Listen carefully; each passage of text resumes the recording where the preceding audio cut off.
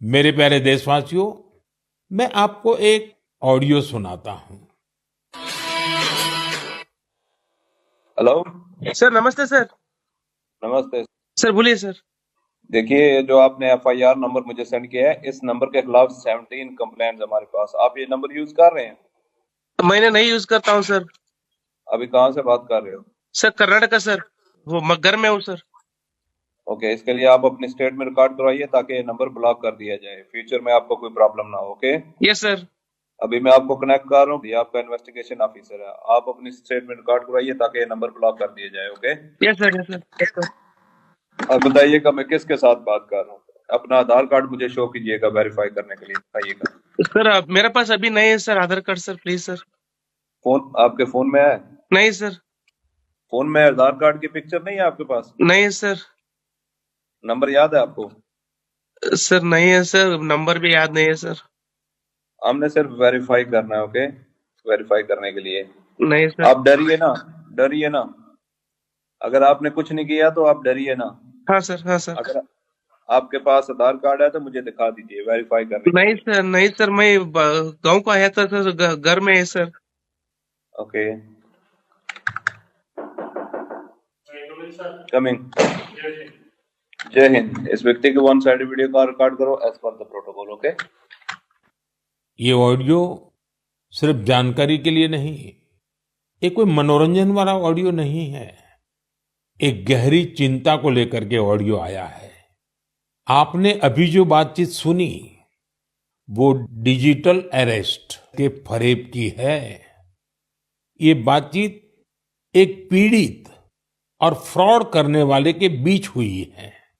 Digital arrest के fraud में phone करने वाले कभी पुलिस, कभी सीबीआई, कभी नारकोटिक्स, कभी आरबीआई, ऐसे भांति भांति के लेबल लगाकर बनावटी अधिकारी बनकर बात करते हैं और बड़े कॉन्फिडेंस के साथ करते हैं। मुझे मन की बात के बहुत से श्रोताओं ने कहा कि इसकी चर्चा जरूर करनी चाहिए।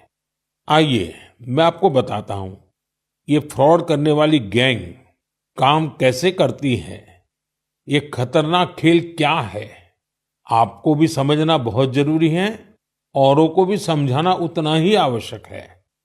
पहला दांव, आपकी व्यक्तिगत जानकारी, वो सब जुटा करके रखते हैं। आप पिछले महीने गोवा गए थे, है ना? आपकी बेटी दिल्ली में पढ़ती है ना? वे आपके बारे में इतनी जानकारी जुटा कर रखते हैं कि आप दंग रह जाएंगे।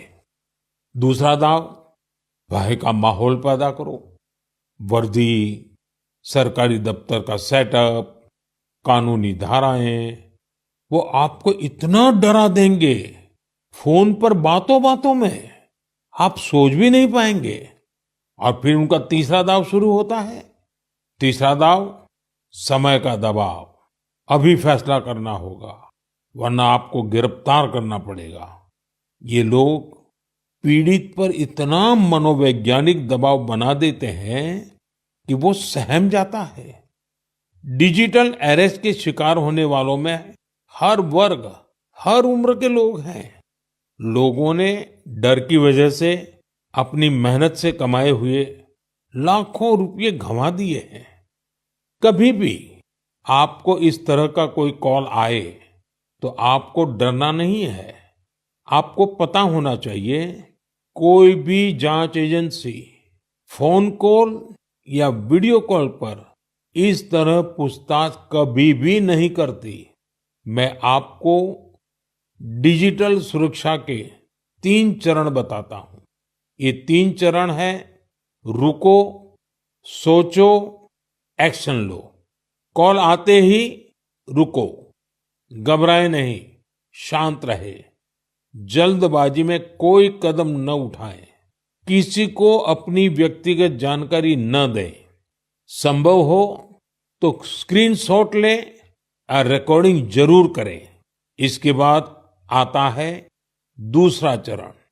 पहला चरण था रुको, दूसरा चरण है सोचो। कोई भी सरकारी एजेंसी फोन पर ऐसे धमकी नहीं देती। न ही वीडियो कॉल पर पूछताछ करती है, न ही ऐसे पैसा की मांग करती है। अगर डर लगे तो समझिए कुछ गड़बड़ है। और पहला चरण, दूसरा चरण और अब मैं कहता हूं तीसरा चरण। पहले चरण में मैंने कहा रुको, दूसरे चरण में मैंने कहा सोचो, और तीसरा चरण कहता हूं एक्शन लो। राष्ट्रीय साइबर हेल्पलाइन 1930 डायल करें, cybercrime.gov.in पर रिपोर्ट करें, परिवार और पुलिस को सूचित करें, सबूत सुरक्षित रखें। रुको, बाद में सोचो और फिर एक्शन लो। ये 3 चरण आपकी डिजिटल सुरक्षा का रक्षक बनेंगे। साथियों, मैं फिर कहूंगा, डिजिटल अरेस्ट जैसी कोई व्यवस्था कानून में नहीं है। ये सिर्फ फ्रॉड है, फरेब है, झूठ है, बदमाशों का गिरोह है। और जो लोग ऐसा कर रहे हैं वो समाज के दुश्मन है। डिजिटल अरेस्ट के नाम पर जो फरेब चल रहा है उससे निपटने के लिए तमाम जांच एजेंसियां राज्य सरकारों के साथ मिलकर काम कर रही है। इन एजेंसियों में तालमेल बनाने के लिए नेशनल साइबर कोऑर्डिनेशन सेंटर की स्थापना की गई है। एजेंसियों की तरफ से ऐसे फ्रॉड करने वाली हजारों वीडियो कॉलिंग आईडी को ब्लॉक किया गया है। लाखों सिम कार्ड, मोबाइल फोन और बैंक अकाउंट्स को भी ब्लॉक किया गया है। एजेंसियां अपना काम कर रही है, लेकिन डिजिटल अरेस्ट के नाम पर हो रहे स्कैम से बचने के लिए बहुत जरूरी है हर किसी की जागरूकता, हर नागरिक की जागरूकता। जो लोग भी इस तरह के साइबर फ्रॉड का शिकार होते हैं, उन्हें ज्यादा से ज्यादा लोगों को इसके बारे में बताना चाहिए। आप जागरूकता के लिए #सेफ डिजिटल इंडिया का प्रयोग कर सकते हैं। मैं स्कूलों और कॉलेजों को भी कहूंगा कि साइबर स्कैम के खिलाफ मुहिम में छात्रों को भी जोड़े। समाज में सबके प्रयासों से ही हम इस चुनौती का मुकाबला कर सकते हैं।